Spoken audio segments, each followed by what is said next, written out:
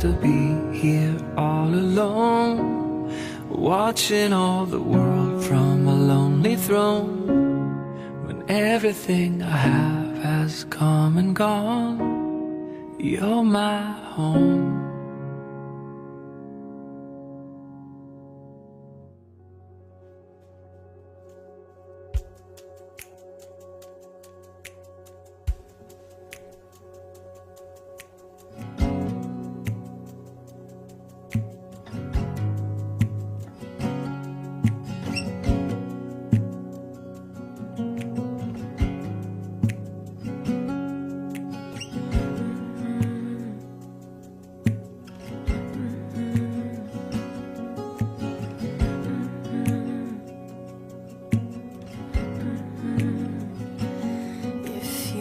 Me out away from you, I'm a bag of bones and awful habits. Can there be less of me and more of you? More of you, with pride in every inch of matter.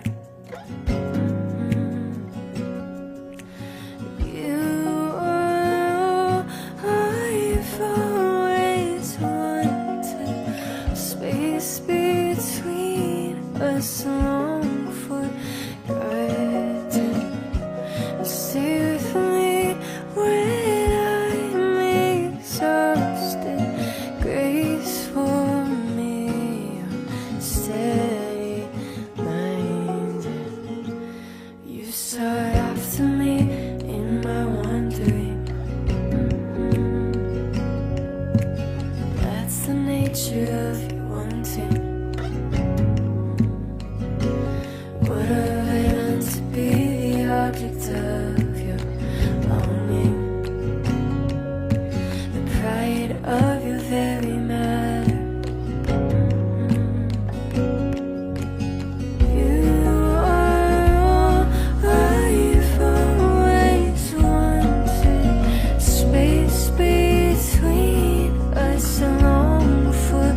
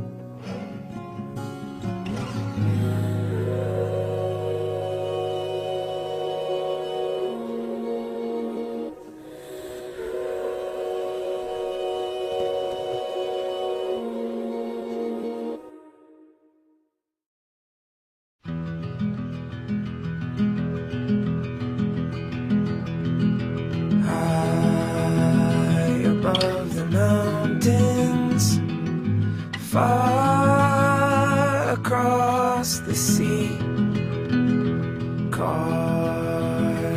out a canyon, destroying me. Reasons for my wonder, the run I'll never reach, mystery unfolding, your love for me. And there is not a damn thing any man can do, 'cause I will never stop loving you.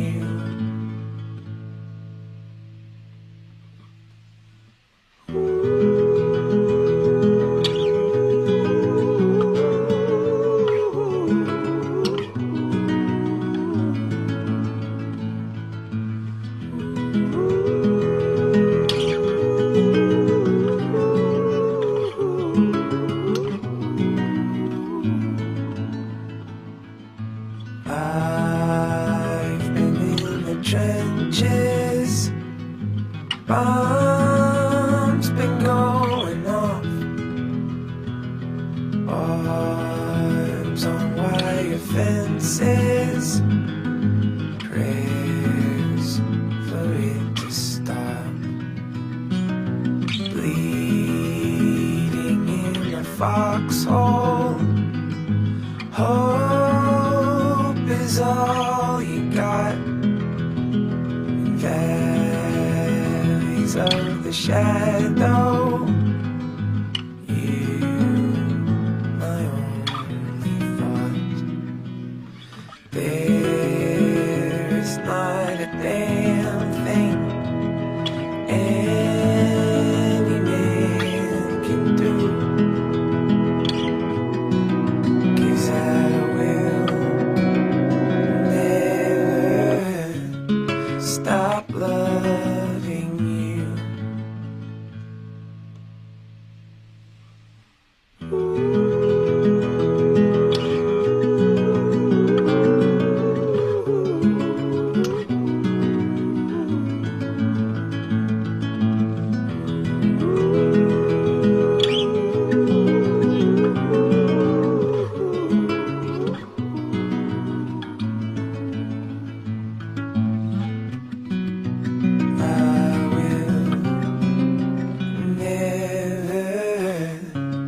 Stop loving you.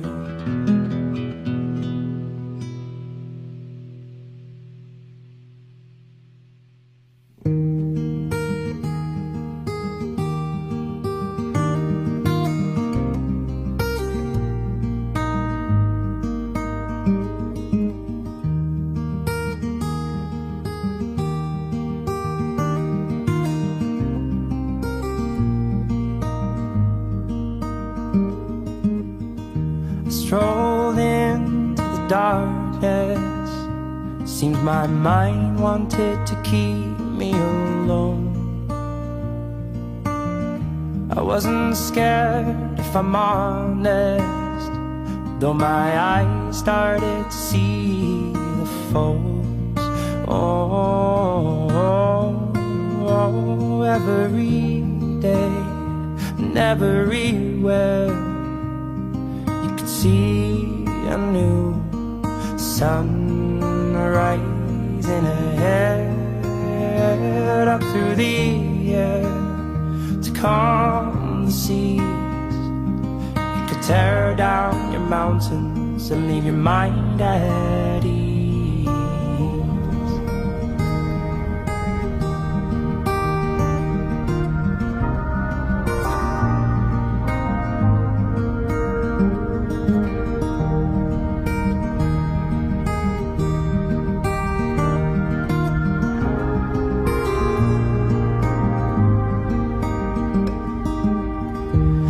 I saw the smoke, it rose high in the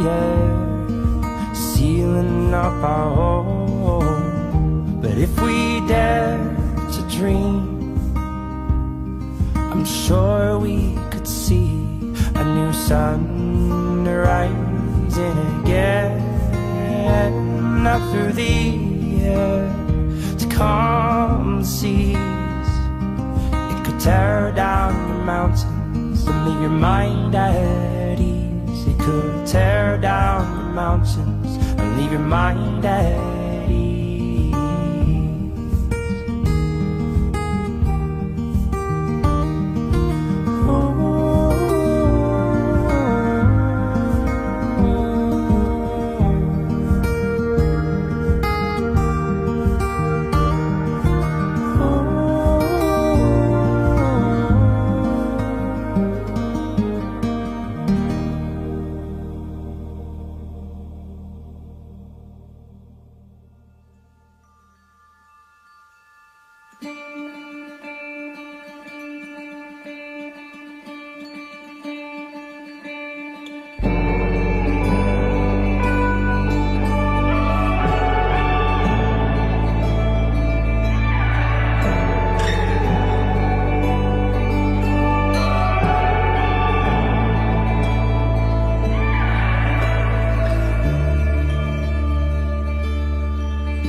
There's a void that hangs on the wall.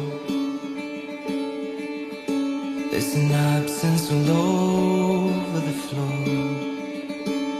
And I don't know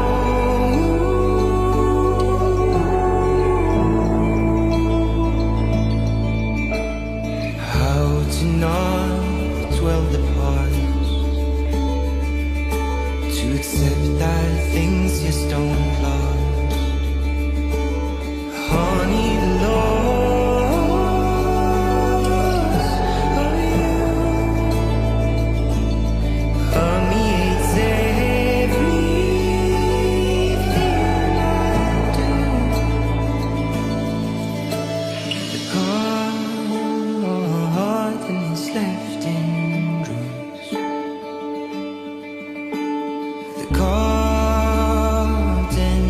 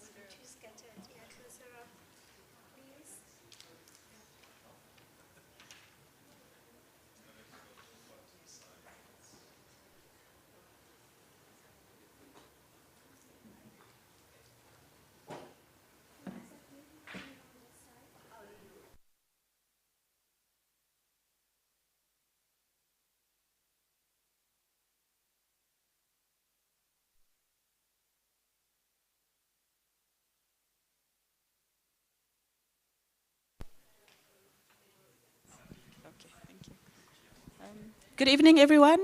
We'll get started in the next 2 minutes. Just give everyone a chance to settle in.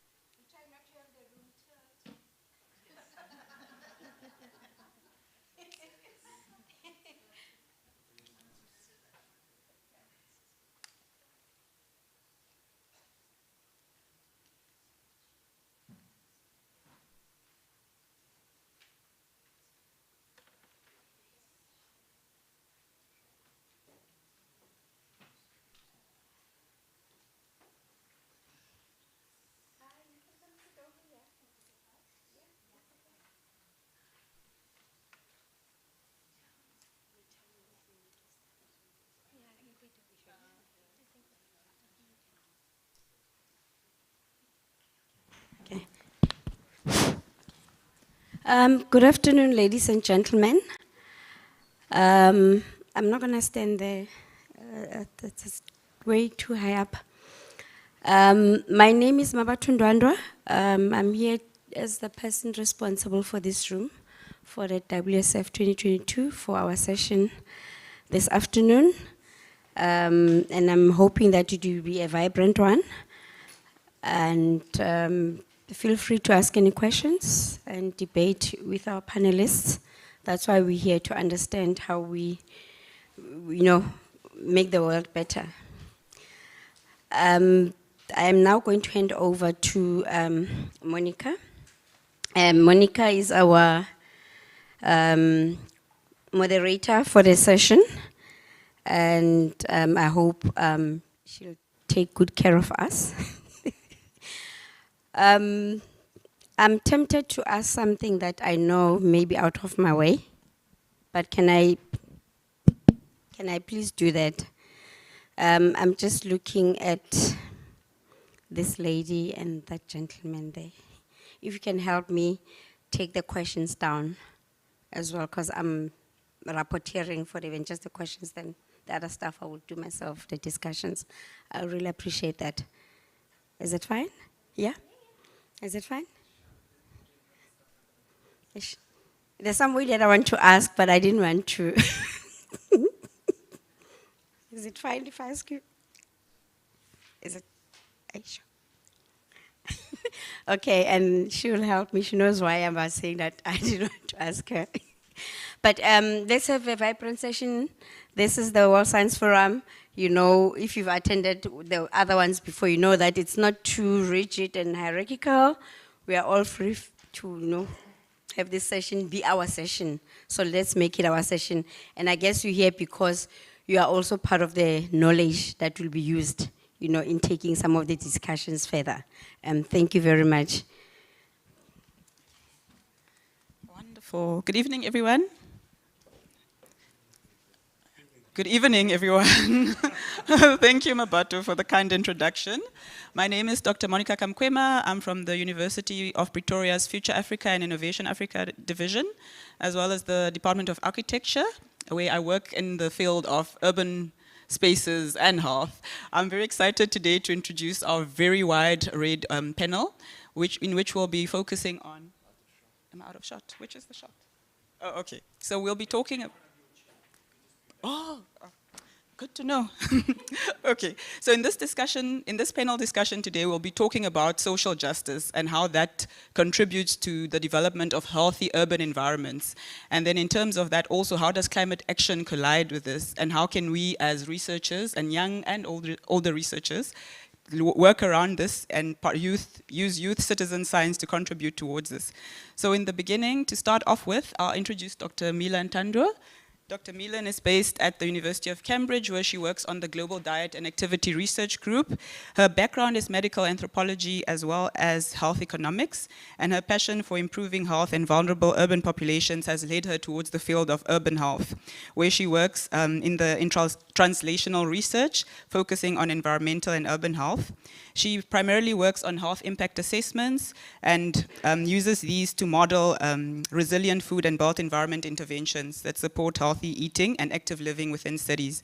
Dr. Tandu works all across the Southern African region, as well as being part of the GDAR network, which she'll tell you more about.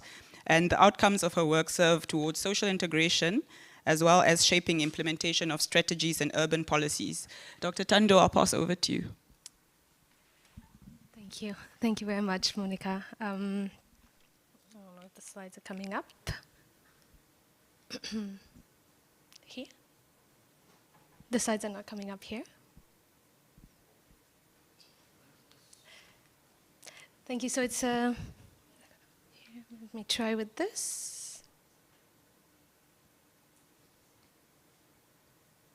Well, it's a pleasure to be here, accompanied by various members of the GDAR network, and you'll learn more about the work that we've been doing now for over a couple of years. But I just joined, so I'm a bit fresh on the project. For the next hour or so, we'll be talking about urban health. And over the last 2 days, I know that we've been talking a lot about social justice, but social justice in cities, I feel, is something that is worth spending a bit more time on. I'll start by introducing the GDAR network. So GDAR works, it stands for Global Diet and Physical Activity Research. There are general aims of the project, one of which is to generate evidence around non-communicable diseases. It's to bridge the gap between research and policies. And maybe I'll just stand here, sorry, because I'm looking at the slides here, but they're not appearing. So, and the third one is to build the next generation of leaders in the field of urban health. I'll settle in a second, sorry. So we have here quite a complex slide about our theory of change, but because we're all researchers and we all know what this is, I'm just going to show you who we are. So we're a team of approximately 40 people over 7 different sites. You see them here. Maybe I always like to have a show of hands. Do we have anybody here, from Cameroon? Oh, so Felix is alone today. Anybody from Kenya? Jamaica? Oh, wow. Okay, we have South Africans? Yeah. So South Africa is one of our sites, but we also do work in Nigeria. Ah, welcome. And Brazil. So what's interesting about this project is that all of these sites have many things in common as well as differences, but most of them are facing high climate vulnerability, risks to NCDs, non-communicable diseases, and then, of course, very high rate of urbanization. So why low and middle income countries? And I know this term is not used by everyone, but these are the stats that we'll be using for this presentation. So we know that 80% of all deaths that are occurring due to NCDs occur in countries that are fast developing. We also know that 90% of all people dying on roads are happening in these countries. Anybody knows what's the percentage of vehicles in Africa globally? Yeah? Over 70% of people that die on roads are in Africa, but Africa only holds 6% of all motor vehicles in the world. So, talking about urbanization means that we have to take into account all of these different factors and why there is such large inequities across regions. Lastly is, of course, the conversation around pollution-related deaths. 92% of all pollution-related deaths in the world are occurring in these countries that are developing very, very fast. And cities. So, quick zoom in into cities. We know that cities today, they cover 3% planet, but they do more than that. They add 78% of all GHG emissions. They consume 80% of all global energy, and they also consume 60% of all domestic water for only 3% of coverage. We do know these graphs. This is the graph for urban population growth And in addition to being a demographic challenge, we know that it's also a health and social issue. Most of the people who will actually live in cities in the next 30 years will live in African and Asian cities. What does that mean? Cities are spatially segregated, and we're in Cape Town, and I know a lot of you live this on a daily basis and understand how different facets of human growth and population growth in cities can be segregated in space.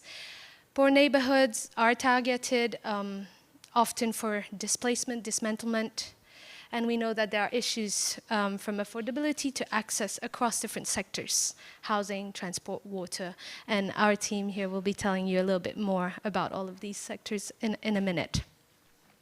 Here again, I have a bit of an intense slide, but what I do want to raise here is that all of these different factors and what we call in epidemiology exposure pathways that impact from health into urban spaces, into different outcomes. So on the left here, you see all the environments: the food environment, the built environment, natural environments, that can then impact on the way that spaces are used, the way that spaces are understood, and the way that spaces are actually felt by the people, and how this ultimately can affect chronic diseases, such as cancer, diabetes. In our jargon, we call this a syndemic approach. So syndemic because not only these factors can aggregate, these factors can disaggregate, and they can have feedback loops. We go back and forth between all of these four squares. So the complexity of the interlinkages is what we're actually looking and targeting at. Quick triangular, I don't want to say framework here, but it's a bit idea. We have health and NCDs at the top, urbanization on the left, and climate change on the right. So we're looking at all interventions that can affect these three different components. And I will not go into much detail now, but I think it's important as we go through the next hour or so that you think of our project as something that's constantly doing this triangular movement from one to the other, and looking, for instance, in urbanization, different aspects of density. In climate change, we're looking at different factors such as air pollution, but also flood risk, precipitation. And when it comes to health and non-chronic diseases, we are focusing particularly on food, as you can see this photo, and I know this is a huge topic here in South Africa, and on physical activity, which I have to say I've been very impressed since I've been here with the waterfront. So for people who are not from the health background, non-communicable diseases are diseases that demand long-term treatment, so this means a lot for the type of research that we do. And I guess one big question related to that is, why is NCD prevention so important in these sites? Anybody would have something to add here, or a comment about NCD prevention in these sites? Prevention is easier than treatment. Great, yeah, prevention is easier than treatment, or more important. Anybody else? Yeah, a topic that has been raised, yes? I think we do all want to be healthy. Most of our sites are African sites, in addition to the Caribbean sites. The median age now in Africa is 19, compared to other countries of Europe, for instance, where it can range between 38 and 43. So prevention in that case is really important, and I'm sorry I'm doing that again, is that the young population will have NCDs by the time they're mid-age.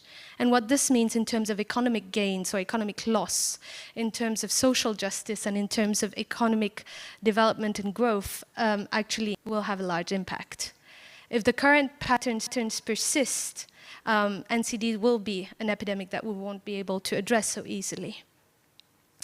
So we're thinking not only about how this will cripple the society, but how this will cripple the way that our healthcare systems work. Moving on to the food environments. We look at different facets of the food environments, and there are experts here on the panel who will be able to describe that better, but we both look at external and internal dimensions of health.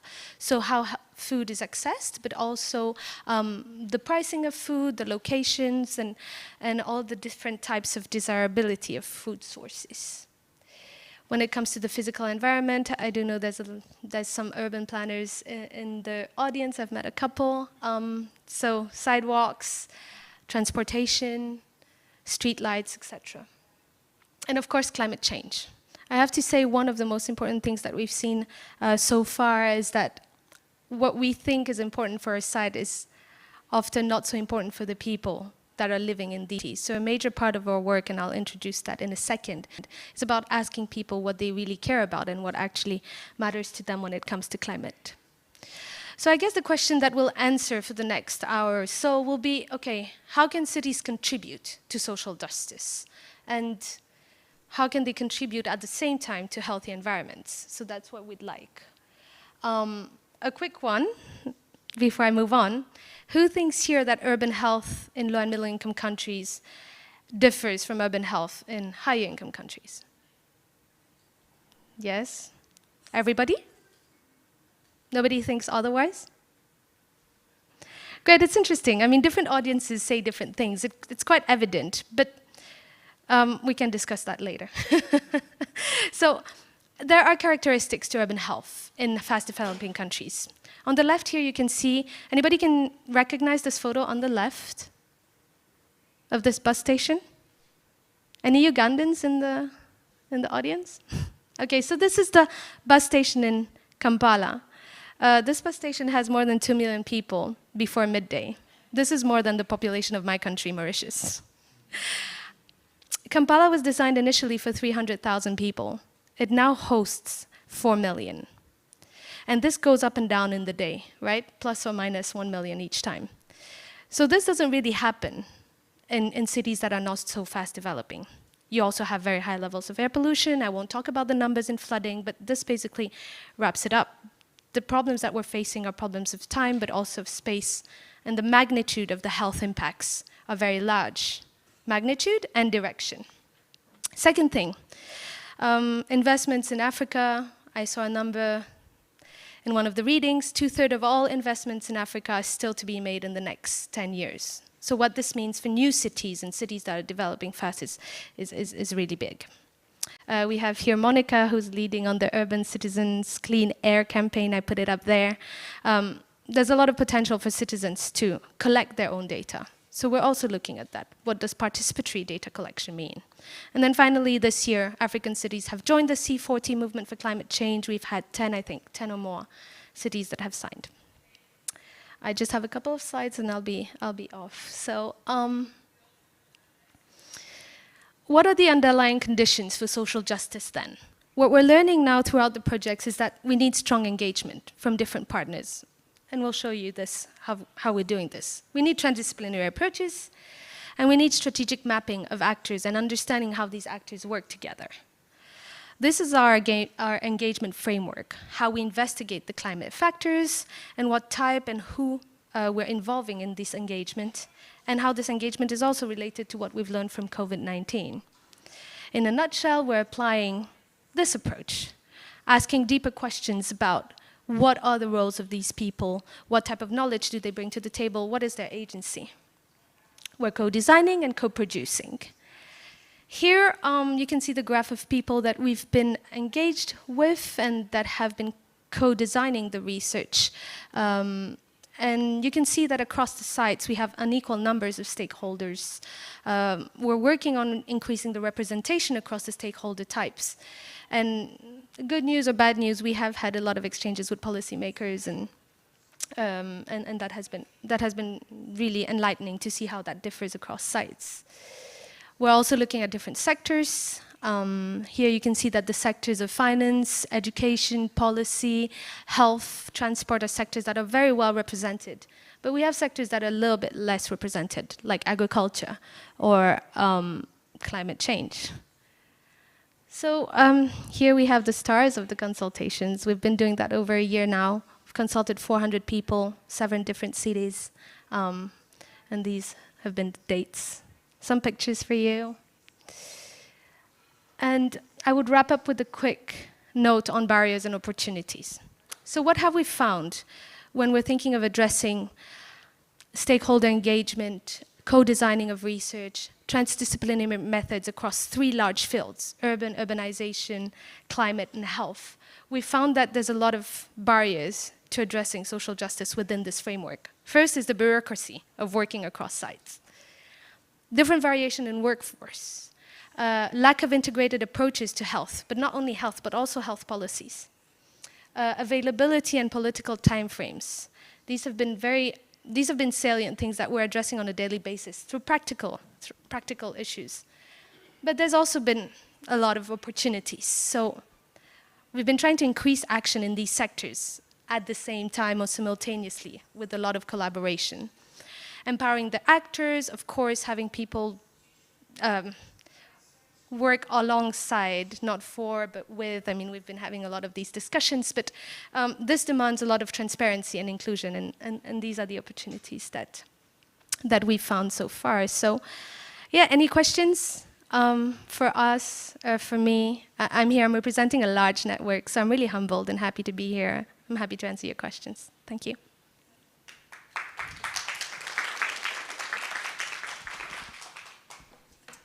Wow, thanks. Thank you, Dr. Tondu, for that comprehensive overview, especially showing us the interlinkages between urbanization, health, NCDs, climate change. It's not very easy to exposit in a short presentation. So I'm going to give us 5 to 10 minutes for any burning questions.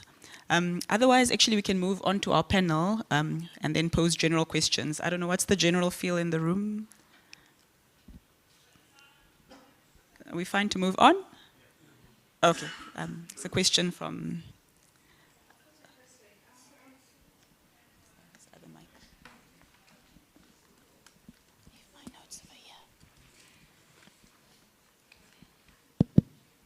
Good afternoon, good evening, everyone. I've got a question. I don't know whether I just missed it when you talked about how urban spaces increase non-communicable diseases.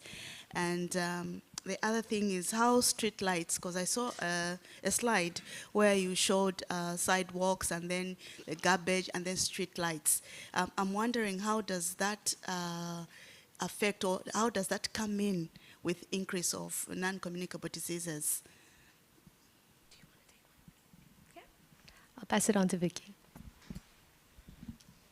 Sorry, I'll be chatting a bit about this a little bit later, but I think it's the decrease in NCDs. And when we talk about the built environment, one of the biggest barriers to physical activity in the built environment and physical activity is obviously associated with a decreased risk for non-communicable diseases. And so if you have poor lighting, or if you have rubbish on the sidewalk where people would normally walk, or the street is unsafe to cross because of traffic, then that would actually reduce the opportunities for physical activity. And that would then increase the risk for NCDs, or non-communicable diseases. So the street lights are, it's actually, so the solution lies outside the health sector, basically.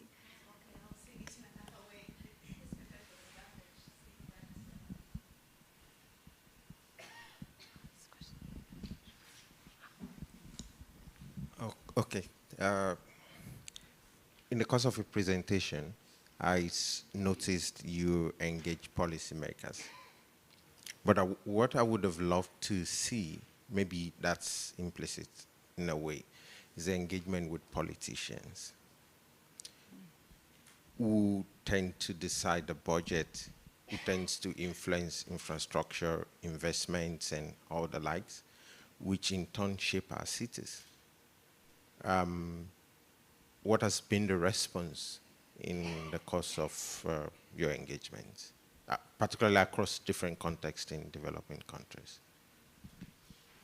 Yeah, I'm happy to take this, and perhaps if somebody from a different site would like to comment, I think it's important.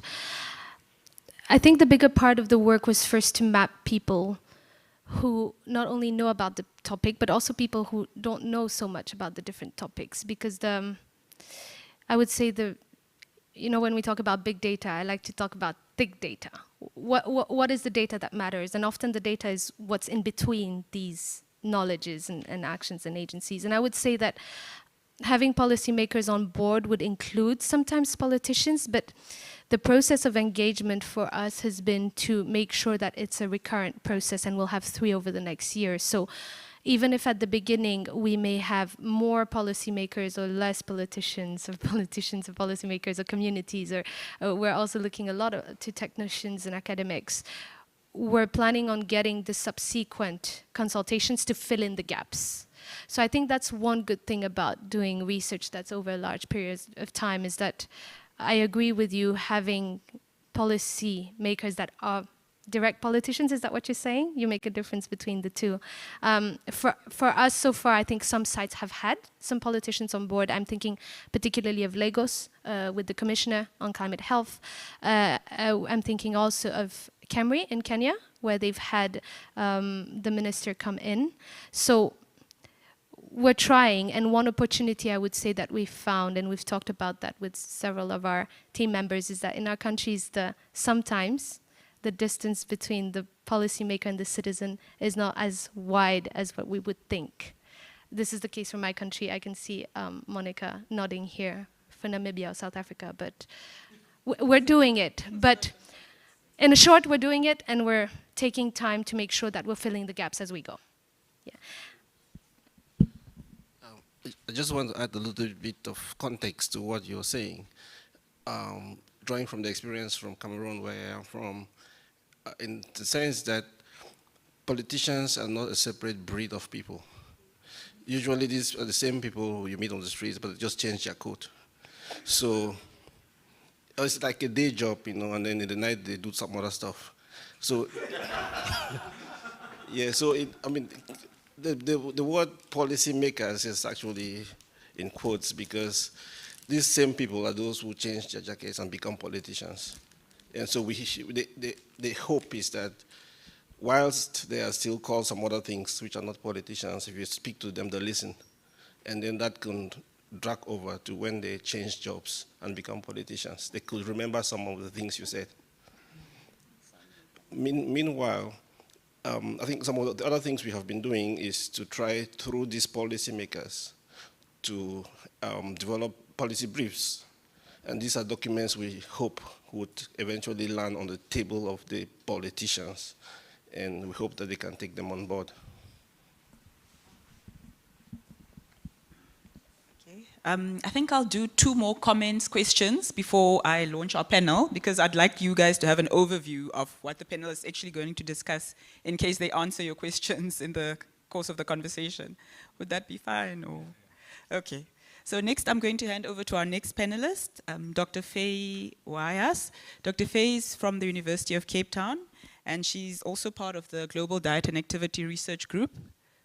She primarily works on the food and built environment, on methods to alleviate food insecurity, obesity, physical inactivity, especially in vulnerable groups, including adolescents and youth and underserved communities.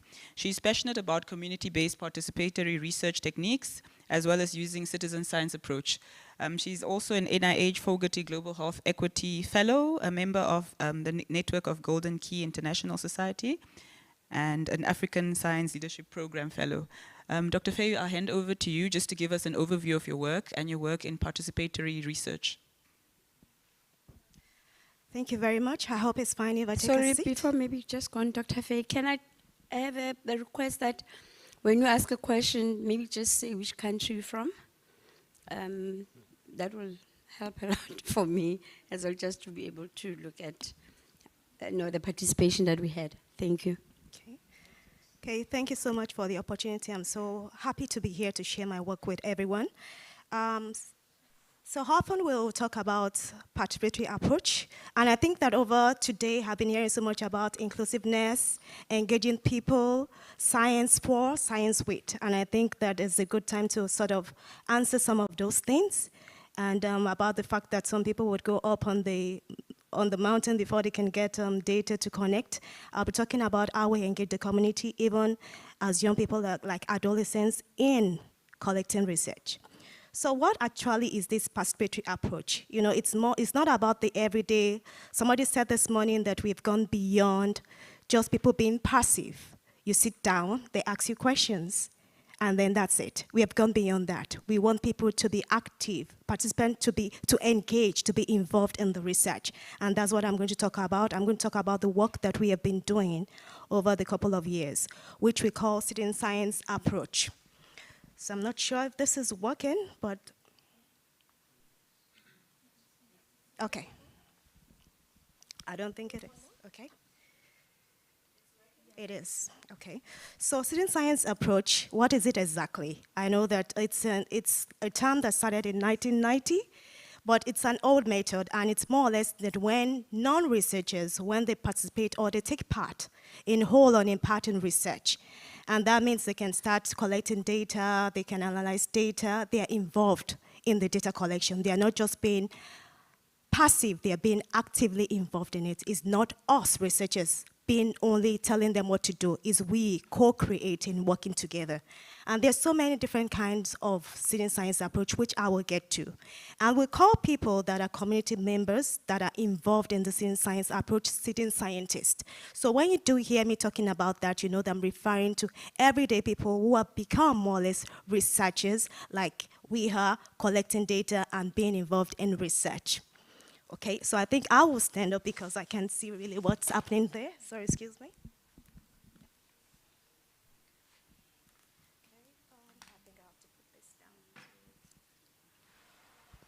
So I'll be talking about the biodecedent science approach. So as I said earlier, we have what we call science for the science with science. But now we have even gone beyond with, we are going for by the science. And what is that? Is when people, scientists are actually involved as closely as possible in research. More or less, they are collecting data, they are analyzing data, they are advocating, and they are making the change alongside with the researchers. Okay. Sorry, excuse me. Okay, so by the people citizen science approach is, I will talk about a method that was developed by Abby King at the Stanford University, which we call our voice method, and that's what we used. It's a four-step process, which is called the discover, the discuss, the advocate, and change. So what exactly is this? It's just a lot of words that you really don't understand. So I'm going to take them each step by step to really take you into what we did. And these pictures that you're seeing are actually people that are called citizen scientists that actually engage in data collection.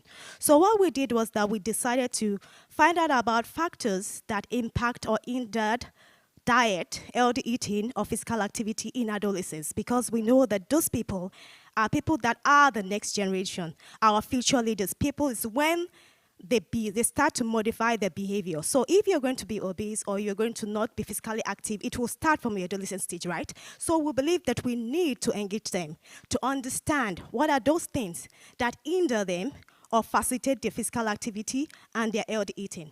So what we did was that we went to the schools, we recruited them from low and middle income schools, so as all to get insight about what is causing health inequality.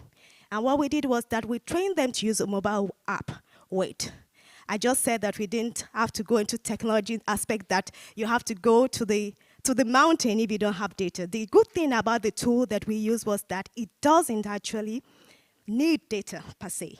So once you actually download the app, which you call Discovery Tool or any other, there are other similar apps, it allows you to take photos, audio narratives, and also SMS to tell you things that hinder or facilitate or your physical activity or diet. For example, it could be a tool that you look on, you download the app, and then it says, tell us about what hinders your diet or physical activity. Then you take photos, then you tell them why you took the photo.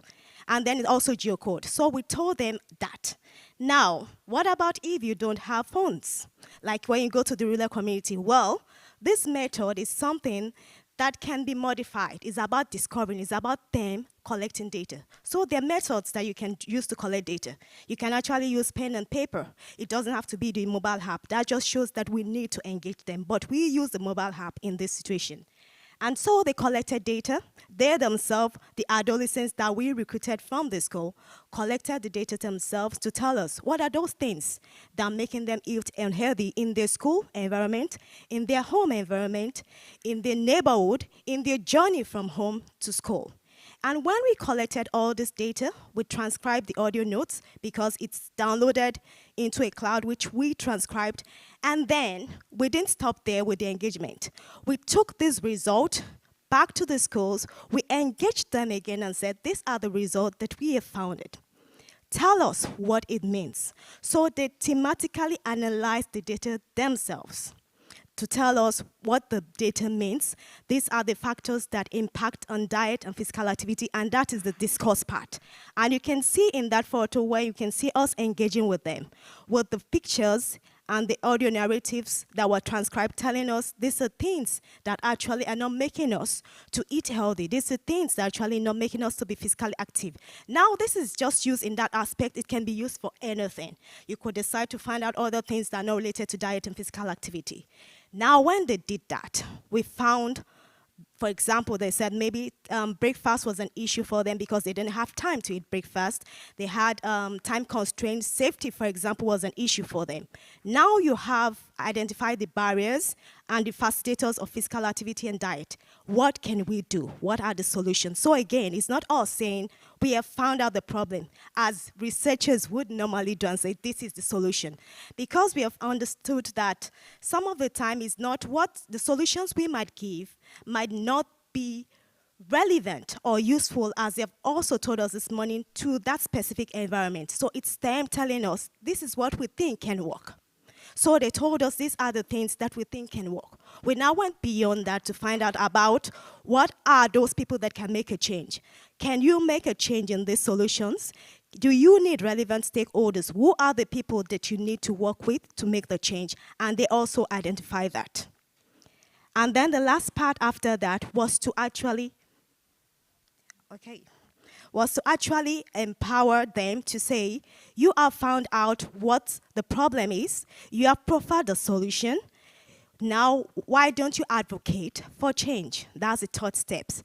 And then we empower them. So we're talking also about empowerment to make a change, and they presented their findings as sitting scientists to the school community and saying these are the things that are impacting our physical activity and diet in our community. But we focus on school because the stakeholders that they identified that they really wanted to make a change. Another thing was that sometimes we think that some things are priority for them. Meanwhile, that's not their priority. For example, we might say, oh, okay, maybe you need access to physical activity facilities. And they might say, no, it's safety that is my situation. So they were able to tell us what were the priorities and what was very important to them. And they presented their findings to the school authority to say, this is the problem we have. For example, I can remember one that stated that they did not think that physical activity, looking at the physical activity aspect now, that physical education was prioritized. They felt that the teachers were not engaged. They didn't think it was important. So rather than them engage in doing physical education, they just sat and did nothing. And they felt they could do more. They felt that they could co-create activities with the teachers to actually make physical activity more fun, more engaging, and thereby get more physical activity. Another thing was that they felt that they didn't have competitive sport, for example. It might seem like a little thing, but you know, engaging with them, you could realize that all they wanted to be more physical active was to have competition integrate. And then we said, what can you change? And they decided, so there are levels, there are things they could change by themselves with a little help from us. There are things that they realized that they needed other stakeholders that they might not be able to change themselves. But we now said, now you have identified this, we can take it forward. But let's look at what you can change at your level. So they chose a project in each of these schools. We had 3 schools initially, and then we had another 3 schools to also look at things that also impacted on their hygiene and safety. And they chose a project to work on. One of the schools actually chose to have an inter-house sport competition. And they went ahead to put everything together to make the change. And this is just a picture of what they achieved. So through this, they were able to be more physically active. They did this all by themselves. So it's not about science for. It's not actually science with. It's science by the people. And this, I think, is a solution that can really help to promote health equity, that can help to promote social justice by us working together as one community, finding out what are those things that you can do, realizing those things that they need collaboration with, having a voice, learning to listen. Most of these adolescents said they never really got the time to really voice their opinion. They never really got people to understand that language. Sometimes that's another problem. We tend to speak above the level of people that we're engaging with. We need to come down to their level to really listen and to really speak their language. And so this is just a bit of what we have we have done so far. So I would, it seems as if I'm talking too much. I will keep quiet for now, and then if there are other questions, I will take them. Thank you.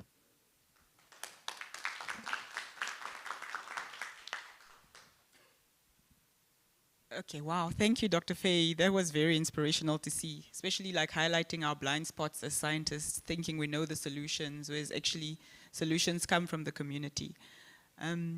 I'll take 2 brief comments or questions before I hand over to our next panelist. So as our co-host emphasized, please state your name and your institution and your country.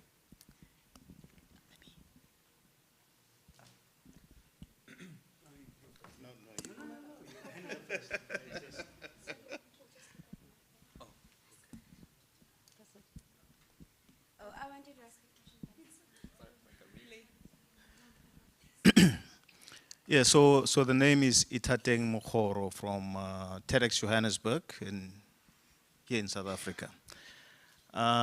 Simple question, really. It sounds fantastic, the approach. Kind of reminds me of human-centered design from a design perspective. But here's the question. People operate from what they know, you know, and lay people do.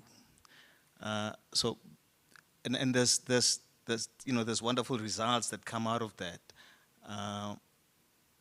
But is there a gap, do you find, between what the experts think should happen, they should be advocating for, versus what people actually say they want, one? And how much of a guiding role do the experts play, do you play, in helping them along? Okay. Thank you very much. That was a very, very good question. Yes, sometimes there is a gap because as adolescents, for example, they tend to come up with, should I say, crazy beyond the world ideas. So the main thing, first thing, is to allow them to say whatever they want to say. We guided them. We facilitated them to make them talk, to learn what they had in their mind. And then we said, do you think this could work? So it's breaking it down step by step. How do you think this can work? Is it sustainable? Is it something that what do you need to make this happen? And then you find out that later on, they sort of discarded some of the things they said they thought could work. And later on, they focused on something that they themselves could change within their circle of influence. And those other things that they still felt were important, that maybe their preferred solution might not work, we kept them. But we also reanalyzed the data in another project to find out what are the gaps or the differences that we as experts would recommend and they would recommend. Now, I went a step further. We did what we call co-designing interventions. We took some of those interventions. We took some of those known policies or recommendations that are known to work. We put them together, and we put them together in a survey to relevant stakeholders, including the adolescents, the parents, the teachers. And we said, these are a list of interventions based on the research that we found out. What are those things that you think are most feasible and most important? And I think by that, with the combination of relevant stakeholders, we are able, and which we are just wrapping up, to get the result that will be beneficial to everybody. So we took their result, we took other things from studies, and we combined them together, and we threw it back to them to find out what will be the most visible and most important thing to work. And that is what we work with at the end of the day. But still, they went ahead to make the change that they could change within their own circle of influence. Hello, my name is Fadl Osman, and I'm from the Sudanese National Academy of Sciences. I'm here from Khartoum. And I guess my question was that it's really nice to see you guys doing particularly diet and exercise work in low and middle income countries. There's an increasing body of literature over the past few years, particularly how amazing exercise is, and we all know it because we feel great right after we finish exercising. But I wanted to know if there were any research into also like advocacy in ways to kind of increase the uptake by these populations that you're working with, particularly things like diet or exercise. So I've only lived in Khartoum for a year. I grew up in the West. I moved to Khartoum, I go on my daily jogs, or I'm trying to eat healthy, and my family looks at me crazy. And I think when I try to tell my other family members who studied in the West and back to Khartoum, Al-Fadl, it's just mindset you'll never get through. I think that's really reductive and not necessarily true.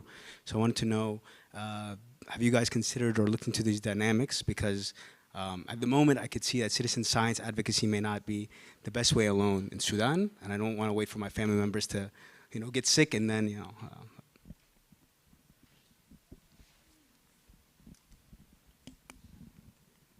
I'm going to jump in, and I think Felix might also want to comment. One of the things that's, I think part of the difficulty around that question is we make the assumption of volition. So we make the assumption that people do physical activity out of choice, whereas in most of Africa, there are 1 billion people walking or cycling every day, every single day. So there are a lot of people that are doing physical activity because they have to. So when we talk about choice, we also have to think about, is the environment suitable? Is it culturally salient? And so there are a lot of things that actually influence that decision.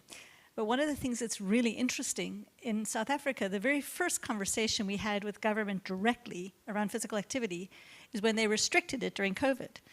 And it actually gave us an opportunity to actually guide government on the importance of physical activity for both communicable and non-communicable diseases, but on how to actually incorporate public open spaces and how to actually guide them out of COVID and to have a real conversation around physical activity and to put physical activity onto the internet for access. So I think the point is that we mustn't assume that it's always a matter of choice, and that's why we talk about physical activity insecurity, just like we talk about food insecurity.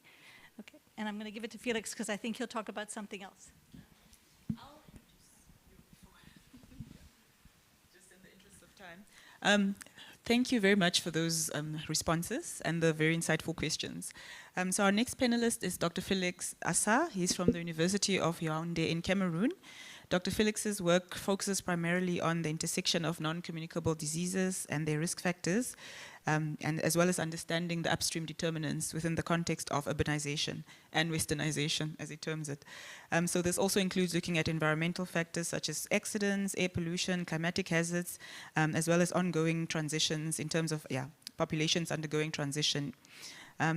So in summary, his work focuses on trying to find primary prevention interventions, and he has expertise in various objective methods of analytical research, as well as changing patterns of physical activity in free living populations, which I'll ask him to define, because I'm also not quite sure. So I'll hand over to Dr. Felix. Thank you for that kind introduction. I'm not sure I know the definition of those terms you're asking myself. I'm sure somebody put in there for me. Yeah, but that aside, I want to spend the next few minutes to briefly share with you about some of the work we have done about non-physical activity in public spaces in Lagos and in Yaoundé. And I think Vicky wanted to give me the microphone because physical activity is spread across different domains, right? And so in the urban areas, in the cities, we are really fortunate because we have all these beautiful amenities, and the jobs that we do mostly entail what we are doing now. We sit from morning till night, and then we go back home, okay? Which wasn't the case back in the rural areas or before the modernization or urbanization. So a lot of the activity which we did came from occupational activity, but we have lost that in the cities, especially in the urbanizing cities in Africa. We are losing the activities that are coming from occupational activity. And we are equally also losing a lot of activity from transport because, like Vicky mentioned, people need to have the opportunity to move, to walk, or to cycle before they do that.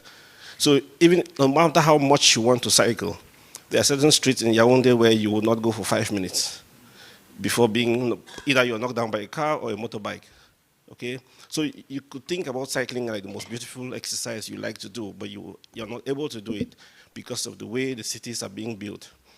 The cities are being built, and the city planners, because they didn't look at the health dimensions of city infrastructure, they forgot to take into account the fact that active transport would assist in contributing towards physically active lifestyles.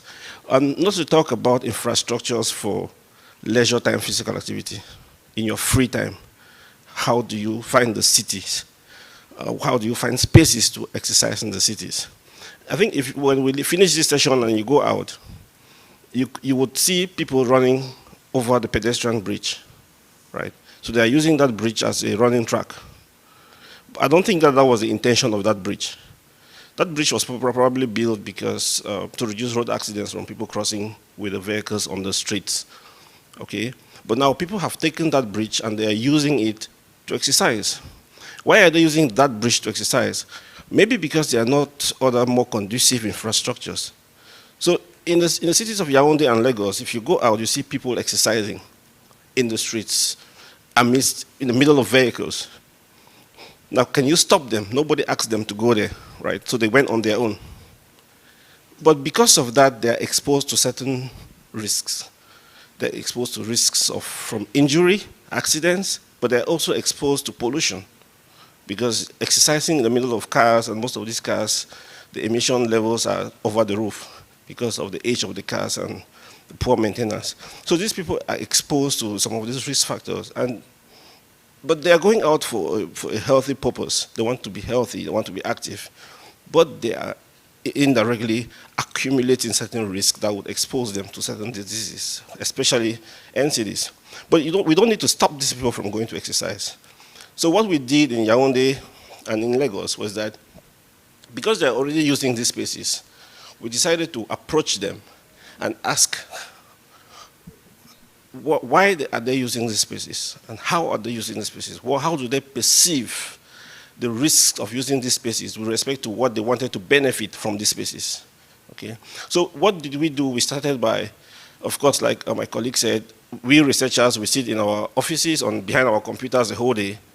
At times we assume that we know everything, but we don't know everything. So what we did was, in order to map these areas, we had to ask the people, tell us where you see people exercising in your community, in the city. Okay, so we did a citywide dissemination of a dissemination survey to ask people, where do you see people exercising? Where do you see people using public infrastructure, which is not meant for exercise, or even if it's meant for exercise, but it's not appropriate for the exercise they are doing?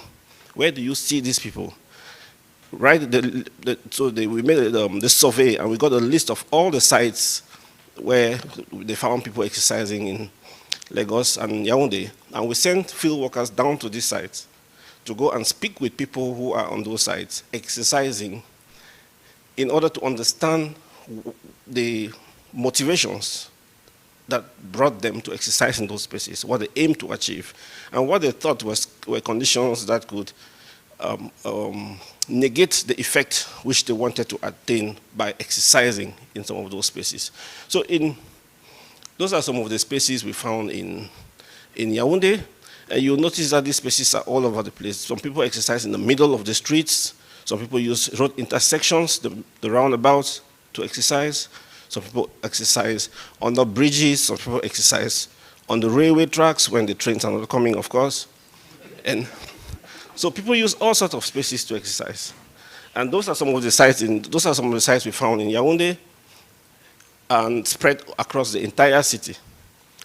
And in Lagos, the typologies, the different types of spaces that people were using were almost similar, which means that Lagos is not entirely different from Yaoundé as the Nigerians would want to think. So, and even in Lagos, those spaces were spread across the entire city. Okay, so these are some pictures of the spaces. Like I said, you see people are bold enough to exercise even when the cars are passing. Or some people exercise in parking lots when the cars are not parked. So you can imagine the exposure that these people have to the emissions from these vehicles. Okay. Once in a while, you notice some people have the opportunity to have a road which is empty, no traffic, and then they use that road. All right. But it's not always the case. And especially in the less fortunate parts of the city, you see there are many things like rubbish on the walks, sidewalks, or where people in the footpath where people could exercise, which impedes people from exercising.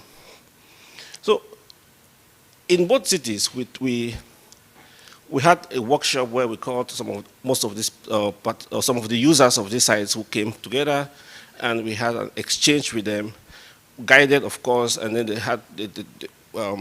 they briefed us about some of the aspects which they found appealing that made them to use these sites, as well as some of the things that they thought were risk factors or were risks that expose themselves to using these sites.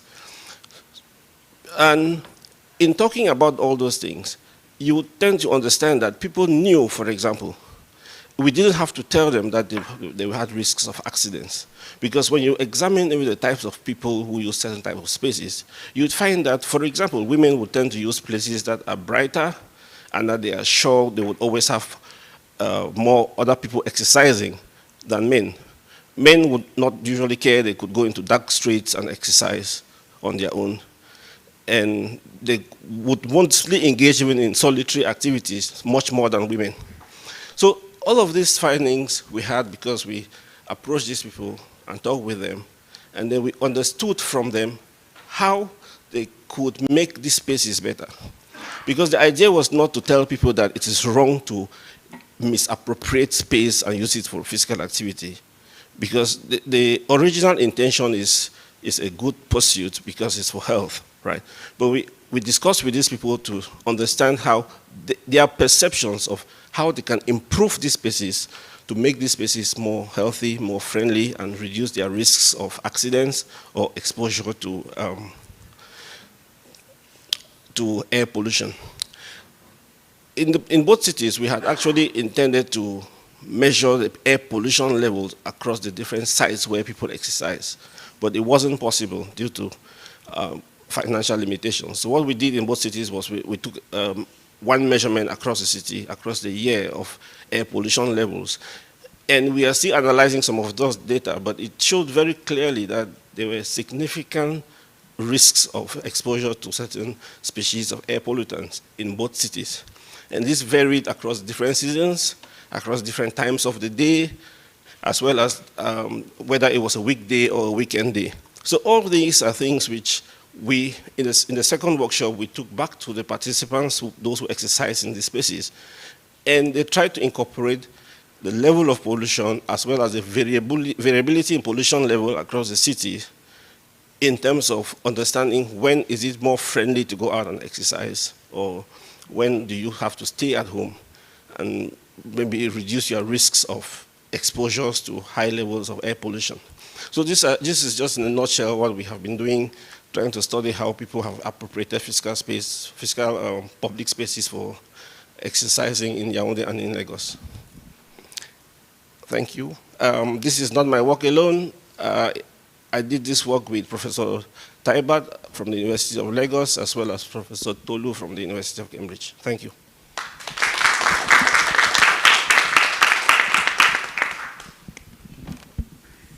Thank you, Felix, for that very highlighting the health dimensions of city infrastructure and how often nurseries aren't actually designed in ways that are conducive to health.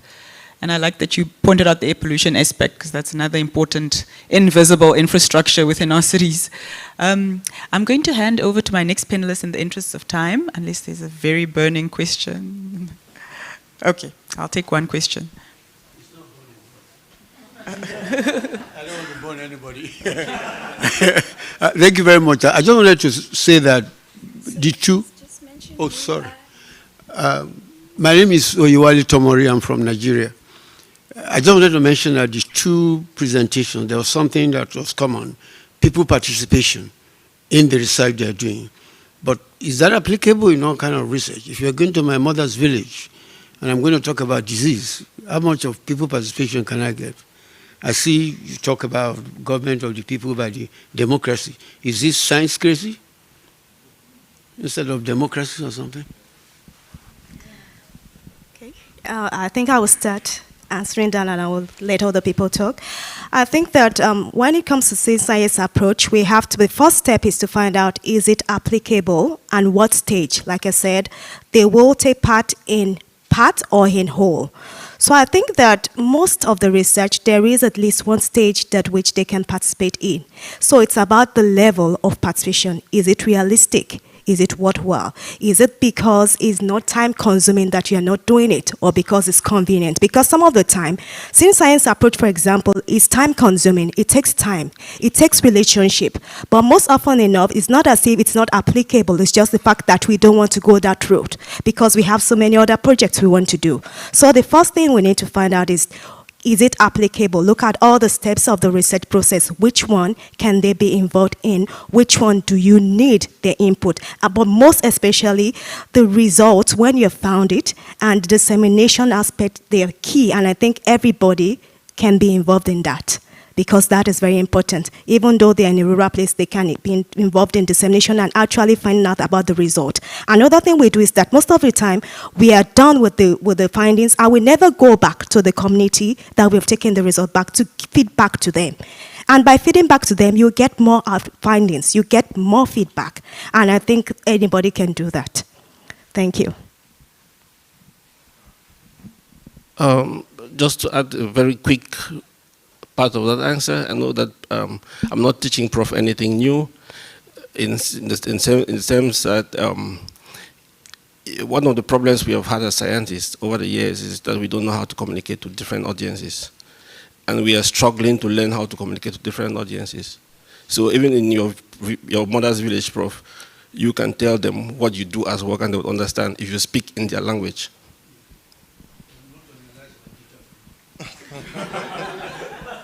Sorry, I just want to make a few comments on Felix's presentation. I'm Muyiwa Adegun from Nigeria, and I'm happy to put a face to the good work you've been doing.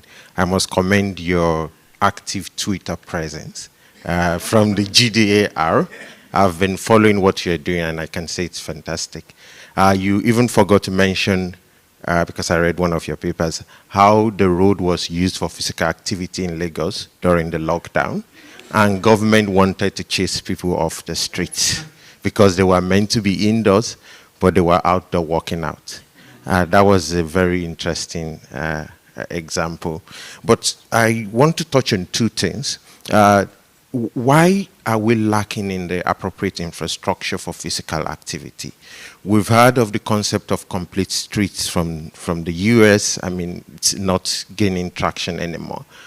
Providing space for all kinds of mobilities, whether you're a pedestrian, you're a cyclist, you're using a vehicle. We are not seeing that so much happening, particularly in our side of Africa. Maybe you have a comment to that. Then the aspect of climate. A lot of people have tinkered with the issue of cycling. A lot of people want to cycle. But looking at the climate in the tropics, if you want to cycle to work, you might need to first get a very good shower because it's hot, it's humid. There's a climate dimension to some of these aspects of physical activity. Then I think one thing I'm picking from a presentation is the informal appropriation of space, which is coming from spontaneous activities of individuals or a group of people, not so organized, because we also have gyms and some people patronize gyms. So instead of registering in a gym and having an instructor, there is a time you have to go or any time you have to go. You can just call your friend and say, let's just go today, and use anywhere we're fine. Maybe that's a solution, because if we try to organize that, wouldn't that get off?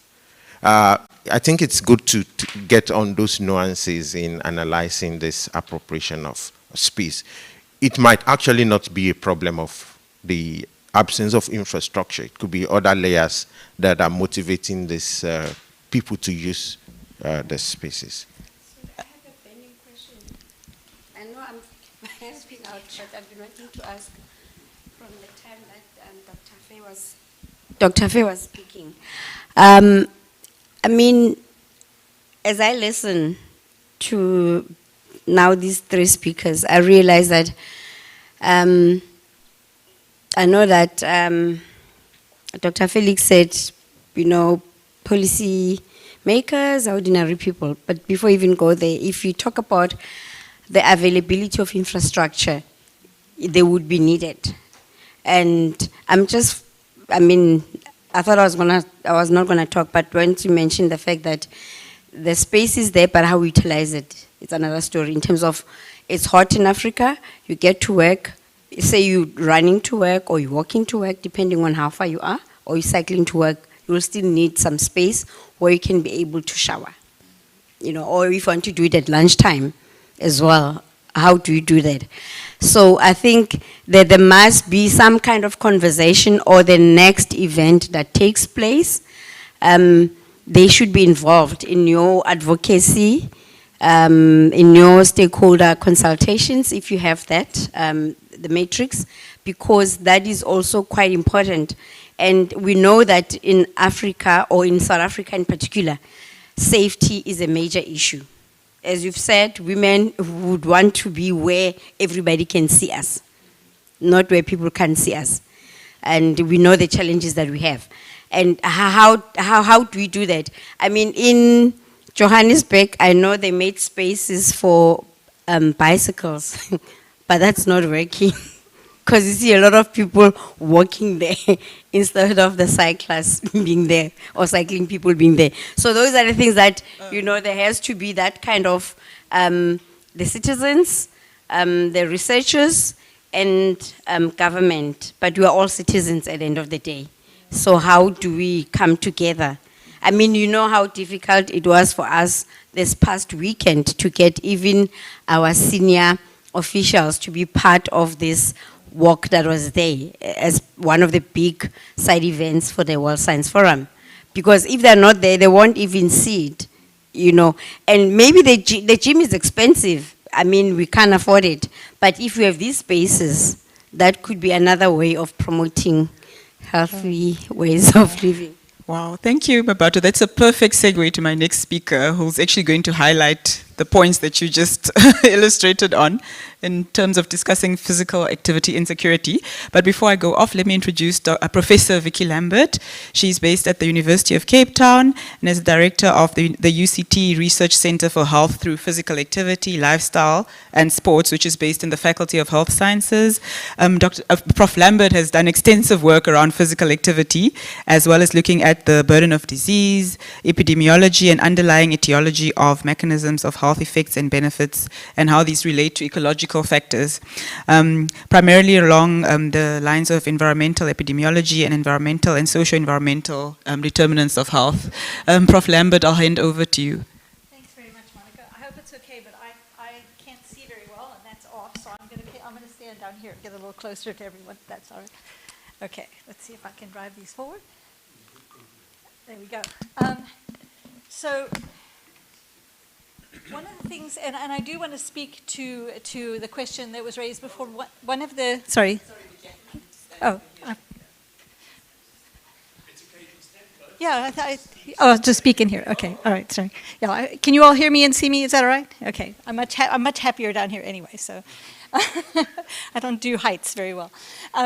One of the things that I think we need to think about, you know, when we think about tobacco and we think about sugary beverages, there's a villain. There's a villain, and it's easy to actually make a policy and to make a regulatory response to those problems.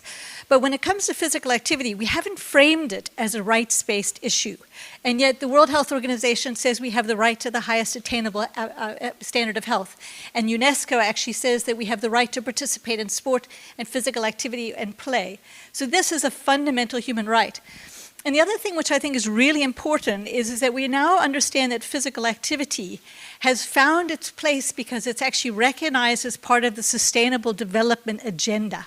So it's not just a health issue any longer, but physical activity addresses no poverty, health for all, gender equity, quality education, resilient cities, life on land, equitable partnerships. It addresses all of those aspects. And when we think of the word development, it's broadly understood as processes that enlarge people's choices. And it goes back to that question of choice that was asked earlier today. And that's a definition that's used by the United Nations. So I really want to frame that because I want to introduce a concept to you. And I mentioned earlier, most of us understand food security or food insecurity. And that's when we think about food insecurity, we think about enough nutrition that we can live a healthy and active life. And it also incorporates the concept of food preferences. And we can think of physical activity in the same way. And we can talk about physical activity security. And that involves agency and volition, that people actually have a choice around it, and that they can have a safe environment in which to be physically active, and that they can have an infrastructure in which they can be physically active, and they can do something like dance, which is culturally salient, or they can do something with their children, or there's an outdoor gym in their neighborhood, which has got equipment that is actually looked after and taken care of, or that they can walk to a shop and actually take care of their daily activities. It has meaning and preference. In other words, it is something that they prefer to do, not something that they have to do, that there's an enabling environment, and that they have the skills and competency. So, for example, in South America, they have programs called Recrevia. These countries are similarly challenged to the countries in Africa, and yet the government funds programs for physical activity classes in communities close to where people live in open public spaces. It can be done if there's political will. So physical activity security is when all people at all times have physical and economic access. That's economic access goes to your question about gyms, to sufficient, safe, and enjoyable physical activity to meet not only their health needs, but also to promote physical and emotional well-being, and importantly, social connectedness for an active and healthy life. So when we think of the physical activity security, what is happening in terms of Africa, in terms of, for example, the policy environment? And hopefully this will work. Okay. So I just made a few bullet points just to remind me of things to share with you. And firstly, I think I mentioned to you at the beginning that there are 1 billion people walking or cycling every day in Africa. And that's either to work or to school. And yet what we know, and this was mentioned by Milan right at the beginning, that the pedestrian fatalities in Africa are 30 to 40 times higher than those experienced in Europe. And that's with that limited car ownership. I've highlighted that physical activity is part of the Sustainable Development Agenda. Felix talked about domains of physical activity. So we have volition, that is choice, or utilitarian because I have to get to and from places. But we also have leisure time physical activity, which is something which we do for recreation and has meaning outside of fitness or health, but something we might do for enjoyment, something we do with our family. And then we also have household activity, things that we actually have to do to maintain our house. And you may or may not be aware, but the World Health Organization actually recognizes not just moderate physical activity as healthy, but light physical activity that we do that doesn't even necessarily increase your heart rate or breathing rate. And so what you're doing now is unhealthy, okay? But light physical activity, just milling about or even standing up while I'm talking, actually would be better for your health than sitting down. So anything that actually increases those opportunities. And so we have these domains of physical activity. And so now let's think about where they can be implemented. So the first thing is this notion of integrated and non-motorized transport. And probably the best and earliest example of this was the Transmilenio that actually was developed in Bogota, Colombia, and on which many of the modern integrated rapid transit systems have been built.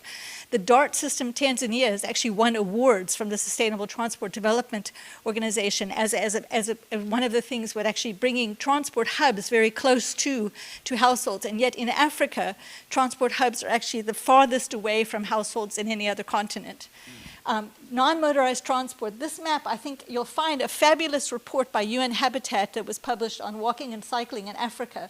And you'll look at this map and you'll see that the countries with just green are countries with a national walking and cycling policy. Those with stripes have both that and a subnational policy. And the country of Ethiopia has not only that, but they have national and subnational policies.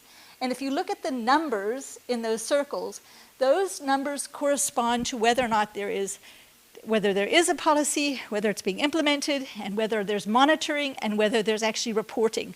The only country that's both monitoring and reporting in Africa is Ethiopia. Okay. But you'll see 4s around Kenya and Uganda. Nigeria's got a 3. That means that they're at least enacting their policy. But this is a really fabulous resource, this entire report, and I would recommend that you have a look at it. We talked about open streets. Felix talked about appropriation public space, and somebody mentioned complete streets.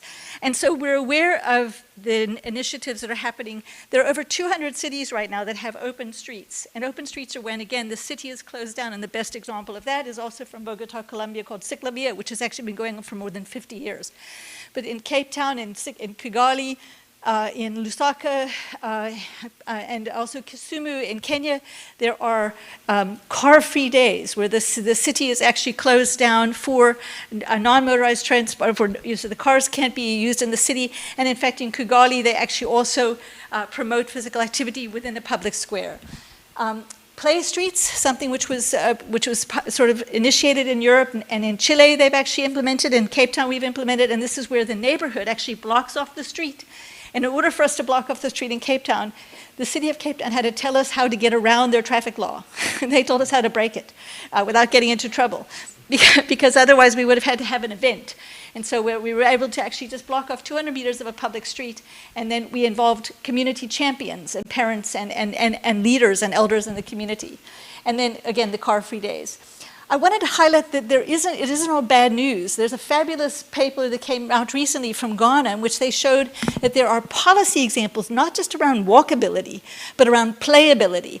And the housing policy in Ghana, the Children's Act, the Building Code, the National Health Policy, and also a development policy all mention access to recreational and play spaces for children, participation in sport and recreational activities. So it's in the policy. It's actually up to us to measure and implement and make sure as citizens that in fact they're taking place. Park upgrades, we actually are in the process of actually monitoring and auditing the outdoor gyms in Cape Town to see whether they're being used and whether there's actually a reasonable investment in those spaces.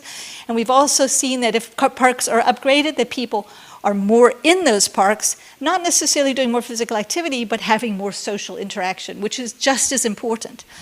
There are many different civil society initiatives, NGOs such as Bicycle Relief and Wheels of Change, something called the BEEP program, which is Bicycle Empowerment, Education Empowerment Program, which is in Rwanda, and in South Africa, the Kubeka Learn to Earn program. And these are hundreds, 20s of thousands of bicycles which have been donated to youth and to household earners to actually help them to actually economic empowerment or for learners to get to school. And then finally, there are really good examples, one in Accra and one in Addis Ababa, where they actually have taken a section of the city and they have looked at where there are high traffic fatalities, and they've upgraded the intersections, and they've actually implemented pedestrian crossings and pedestrian bridges and signage, and they've shown real reductions and attenuations in traffic accidents, if any case. So I think I just wanted to highlight that we can address physical activity insecurity. Those solutions lie largely outside of the health sector, and they actually have to be through a public, civil society, government partnerships and working together. So thank you very much.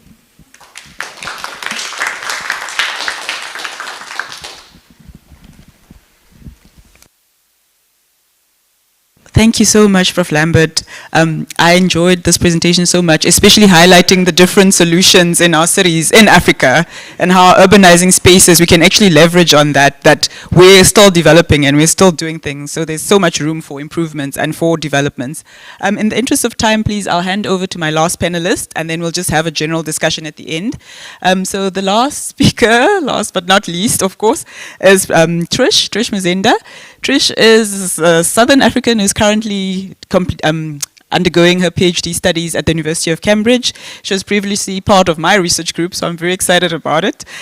So she currently is part of the GDA as well, and her research focuses on understanding how governance, environmental factors, and consumer behavior interact to shape and influence obesogenic food environments within informal food and retail in low and middle income countries. So Trish's work is motivated by the recognition that sub-Saharan Africa faces a myriad of complexities and interconnected dimensions. So then, as well as compounded by urban health challenges that actually require more than the health sector to intervene. So exactly what Prof was talking about with transdisciplinary and multi-sectoral work, that's basically her bread and butter at the moment. Trish, I'll hand over to you just to talk about your work at present, and particularly focusing on youth, if you can highlight that angle as well.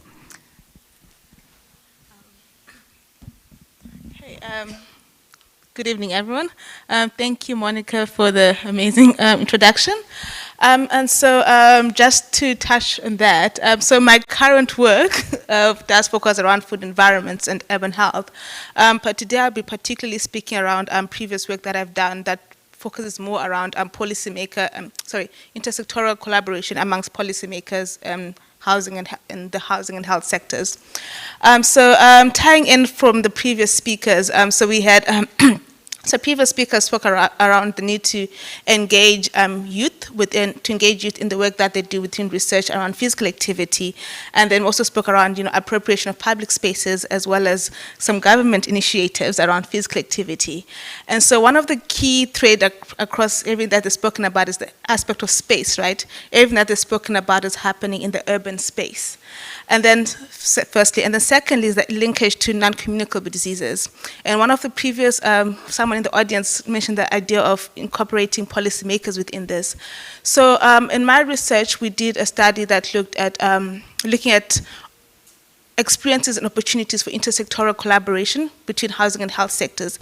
So although this is a bit removed from physical activity and diet, I think the sort of like key lessons from this are very important and applicable to physical activity. So a brief background behind this is that housing is a known key determinant for health outcomes.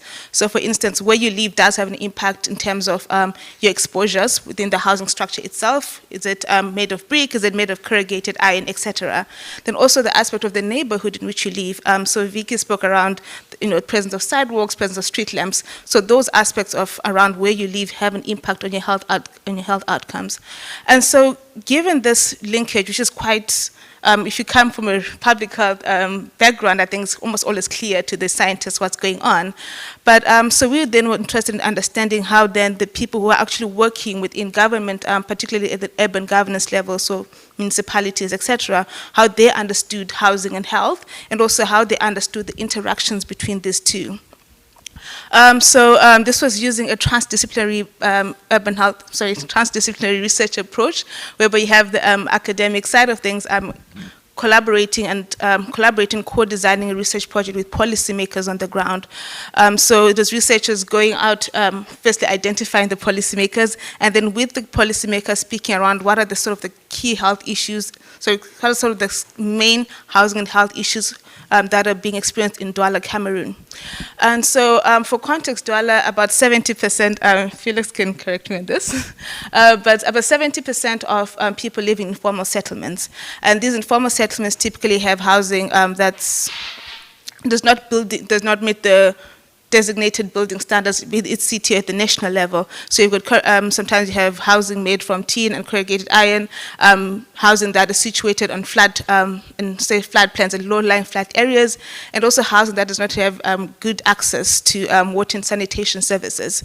On top of that, similar to Cape Town, it's a coastal city, so it's flat-lying, and during periods of rainy season, you do have experience a lot of flooding, and this then links to the more noticeable infectious diseases. So you've got your water and vector-borne diseases, such as malaria, cholera, as well as typhoid in some instances. And so this is a key aspect of Douala. So when we were then asking the policymakers, so you had policymakers working within the housing sector, you have urban development, health, as well as academics within this. And so we asked them, what do they think were the key things that were happening, right? So again, the issues around water and sanitation linking to cholera, malaria, they kept coming up. And then what is quite noticeable amongst this is that you do have one or two people, particularly from health, raising issues around, linkage of poor housing. So for example, you have mold, if you don't have good ventilation in your house, and how that links to respiratory illnesses, and how that also further links to NCDs. You have issues around overcrowding, and how that may links to how people perceive themselves, and it's essentially also linking to mental health. And also people talking about opportunities for physical activity, because if their neighborhoods are located very far from where they work, it means that they have less time to exercise, but rather they spend more time in transport. Commuting to work, sorry. And so these are sort of the key things that emerged. But it was quite interesting that when these were spoken about, people from housing and urban development, the main focus was around, things like water and sanitation, therefore leading to cholera and malaria. Whereas there's also a bit of, whereas when you look from the health, that's where they were raising issues around non-communicable diseases. So it became quite apparent that even though there's a overall understanding that the two are linked, the actual nuances between these two are not very much communicated across both sectors. And so there was a workshop where people spoke around a lot of these issues and discussed if there had been any work that has been done to try and bridge these gaps. And so in this those interviews, we asked policymakers what some of their experiences have been in engaging in intersectoral collaboration, any lessons or any barriers that had come up. And we identified 3 types. So first was the consultation route, where you have one sector, say housing or urban development, that is developing a policy or they have developing a new settlement. And so they have their documents or they have the meetings, they invite people from the health sector or other sectors to be like, okay, this is the plan that we have, do you have any comments on this? And then the other sectors, they give input. But the main thing about this is that it's very consultative in the sense that the main sector, i.e. housing, still maintains a hold over, the direction of what has been said. So you can make suggestions, but they may or may not be incorporated. So that's the one aspect in terms of the disadvantage of when you have different silos. Everyone is trying to protect their mandate and push their mandate forward. But in that, you also recognize an opportunity, right? Because essentially they have, you have called if you've called another sector into a meeting and have sort of had an interaction. So this actually can be leveraged by individuals who are actually very interested between the two, can be leveraged to become something greater in the future. And also the idea with the consultations, also that recognition that, there is something that we can do in the future. It might not be now, but you can work on it next. Then the next one was around disaster, was a sort of collaboration around disaster management. So like I mentioned, there's a big issue around cholera and malaria outbreaks, particularly during specific seasons. During specific times of the year. So you have different people coming in. So you usually have a third actor involved. So you've got the housing department, you've got the health, but you also have the sort of disaster management teams. So they kind of have everyone converge and then discuss, this is the problem, everyone is assigned roles on how to solve this problem. So on one hand, it's unfortunate that it's a disaster, so it has a reactionary nature to it, whereas sometimes, particularly for NCDs and stuff around physical activity, it's more like proactivity that can get you a bit further. And so one of the issues around that was the recognition that these sectors can actually work together if there's a common, objective that they all recognize is important, and particularly the interest of a third partner.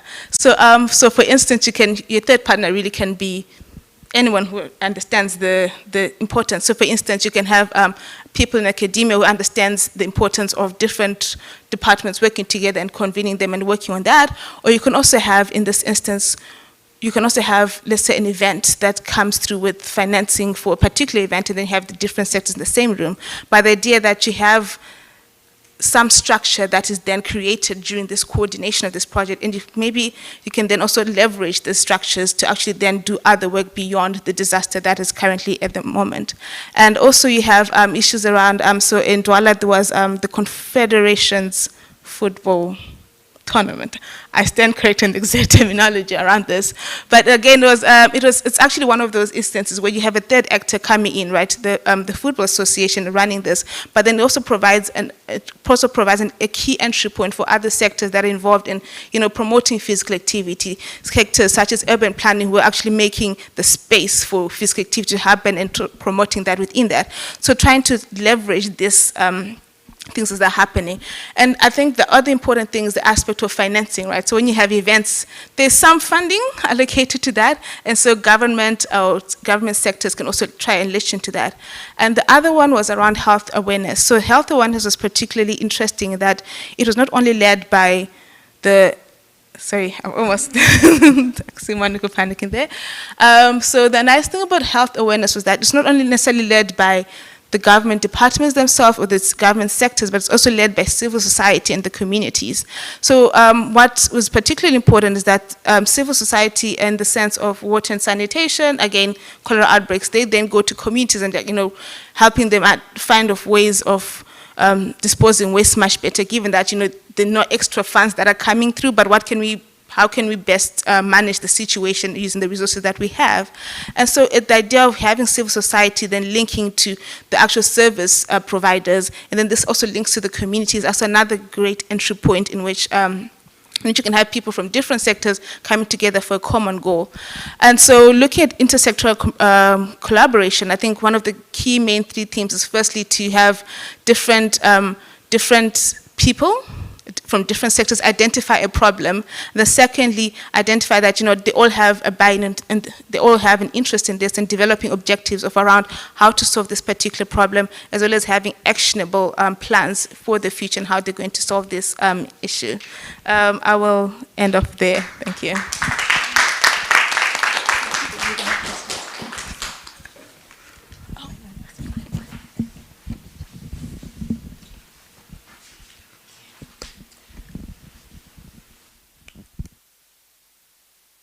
Thank you, Trish. I think we often talk about transdisciplinary and multi-sectoral work, but I've never heard it expounded upon so practically. So thank you for that. In the interest of time, I know we've gone way over time. We had an unanswered question, and then I'm not sure if anyone else has any question that they'd like to highlight. But I particularly wanted our speakers to finish off with coming back to climate justice and social justice, and how then all this ties back into the theme. That's the overrunning theme for the conference. Running out of words. So firstly, we'll go to the question about infrastructure and how in Africa, or in our African settings, we actually haven't made room for the infrastructure that's needed to allow physical activity and other forms of activity. And then I think there's a question at the back. Yeah, Robbie. Can you hear me now? Hi. Roberta Perfederici from the London School of Economics. Thanks for this very interesting discussion. So I wanted to go back to the original theme of this panel, which was also including the intersection between climate and health.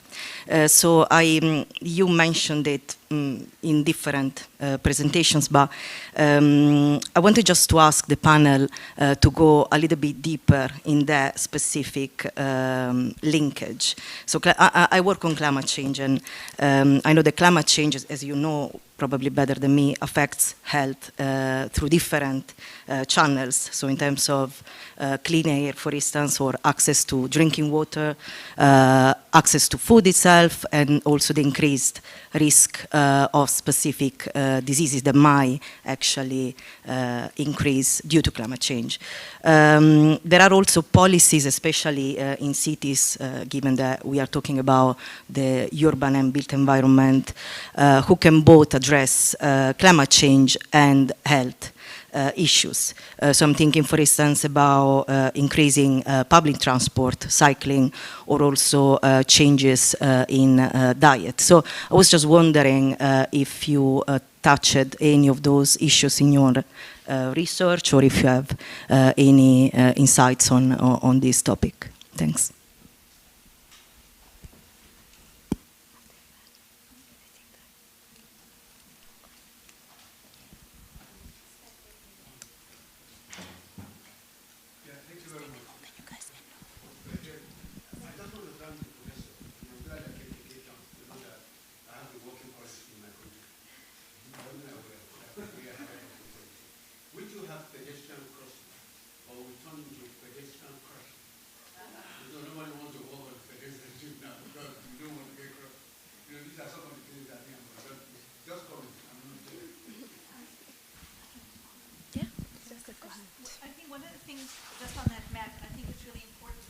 You can't manage what you don't measure.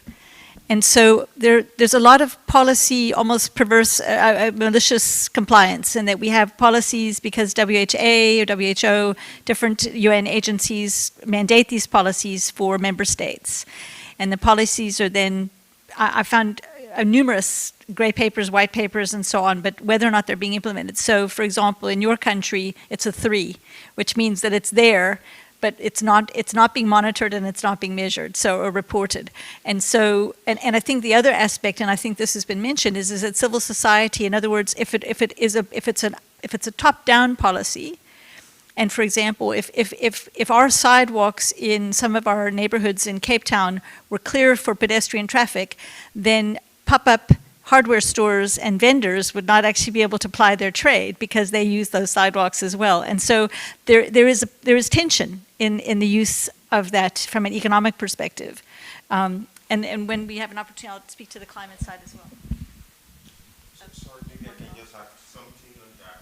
I think we also have the problem of different sectors. For example, the road sits with the Ministry of Infrastructure. Transport is handled by, that's controlling vehicles, is handled by another department. And then you find each one speaking to the policies based on their perspective. There is no melting point. That's why we could have a kind of policy. It could be somewhere in the transport policy, not in the infrastructure policy, and not health. Yeah, because I know we've been speaking of bicycles from over 20 years ago. Thank you all for an amazing panel, and just on the comment of like the importance, of course, of the social determinants of health and the structural determinants of health. To me, as a health scientist working from the hard sciences, I'm only now coming to appreciate that maybe that's where the key solutions lie. But solutions in society and through governments, we see they take time, and they have other interests other than health. Well, me in health. That's what we prioritize. So I want to know, first, what options are there through the health sector that are more likely to yield positive results, but also what advice would you give to us as individuals who have families in low and middle income country cities? How can we intervene in their health to get them to uptake policy, better diet and exercise? If there's anything at an individual level, is there any interventions that you guys have that you would recommend? Great, thank you very much. So I know Monica's keeping track of the questions, but I'll address the climate questions maybe, and then I'll pass it on to whoever wants to take the others. So maybe I'll merge your questions about the importance of climate in these settings and how that affects behavior with physical activity, but also the way that we address mobility, and maybe merging with your question around the linkages between climate and health. So we haven't talked so much about that here, but a big part of the work that we're doing right now is first getting the climate technicians, experts, policymakers on board, along with those working on physical activity and food. So this already has been very enlightening, because normally climate people, or in our experience so far, don't really mix up with other sectors. So this has been the first step. The second has been to actually work on these syndemic variables that we talk about. What are these variables that act up on each other? And that, I would say, merges with your response. When you're thinking about how to increase physical activity in a city, you think, okay, well, you want to create walkable paths, but with these, you have to actually create shade, right? So when we're thinking of these factors, we have to think of them in a way that they correlate in different manner than they would in different settings. And I'm saying that because I did some stakeholder consultation in Mauritius, and part of the questions we asked them was, okay, are you concerned about air pollution? They were like, yes, let's model it. And we're modeling these health impacts, no? And we said, are you concerned about traffic, deaths? Yes. And I said, are you concerned about heat? No. Nobody dies of heat, and this is a tropical country, and we've had really rising temperatures. So I think in a nutshell, what we're trying to do is rank and prioritize these variables that are not only around climate, but in correlation with climate. And I would say the first initial findings that we've had from this year is that we're looking at the right ones. No, we're looking at precipitation, at flooding, at heat island effects and air pollution, but we forgot fires. We forgot locust infestation. We forgot a couple. So we're learning from these engagements. So I'll hand maybe over to Vicky, or I don't know if Felix wants to say something about the climate, but the interest in understanding how climate interacts with health through food, for instance. We're still learning about that, what happens when flooding to the food production, to the way that people access food, and how this then impacts on health on a long-term basis. It's happening, we're doing it, we're calculating it, we're collecting the data with and by the communities, so, yeah. Yeah, before I hand over to Vicky to add more flesh, I just wanted to come back on the social justice part of it, because the diversity we have is not really between the poor and the rich countries, but even within communities. There is diversity within communities. There is diversity even within households. So how do we think about these public health promotion measures we are thinking about and make access equitable? How do we make sure that the person from the slums in Lagos would have the same benefits or similar benefits to the pretty rich folk who live on the island?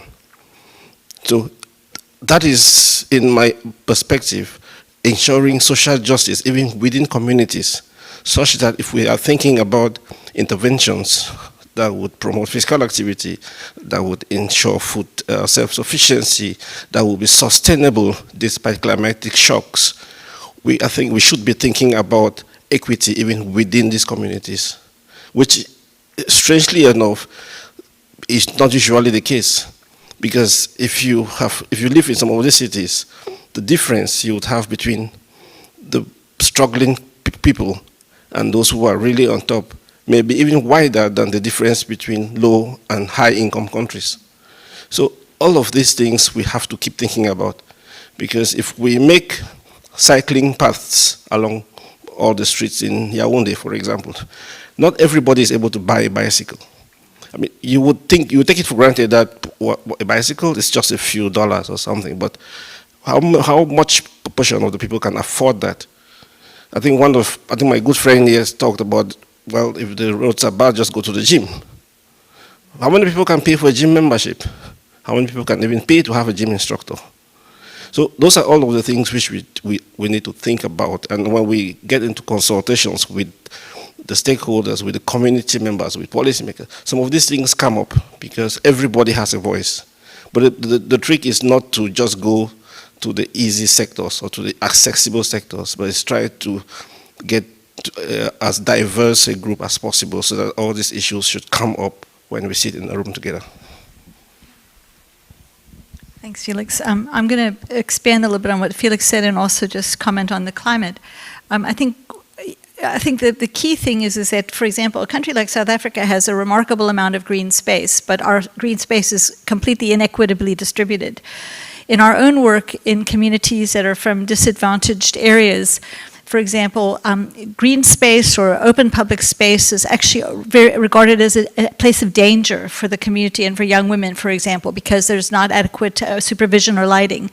And one of the most remarkable and consistent variables, when we look at variables that impact, and this is from Nigeria, this is from South Africa, this is, I think, also from Mozambique, one of the most consistent variables that contributes to lack of physical activity and even the prevalence of obesity is the presence of litter.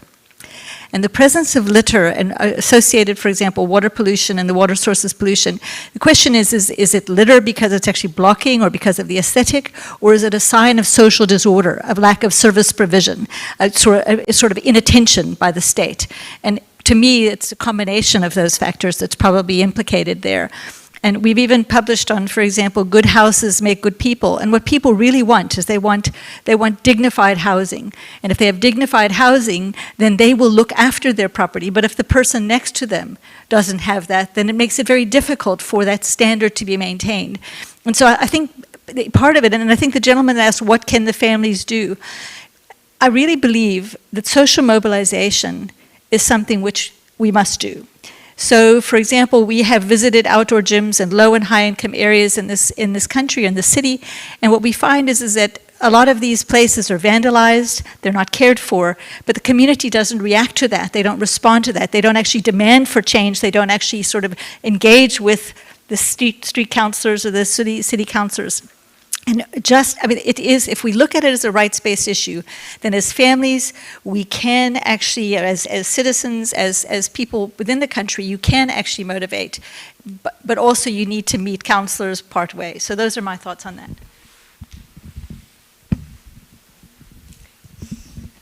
Wow. Okay. With those words, we're going to close off. I just want to thank my amazing panelists for the insights and just giving us this breadth of a 360-degree around Africa, basically. And I'd like to thank you all for coming and for bearing with we've gone way over time. Yes, thank you for joining our session, and I wish you to enjoy the rest of the conference. Thank you.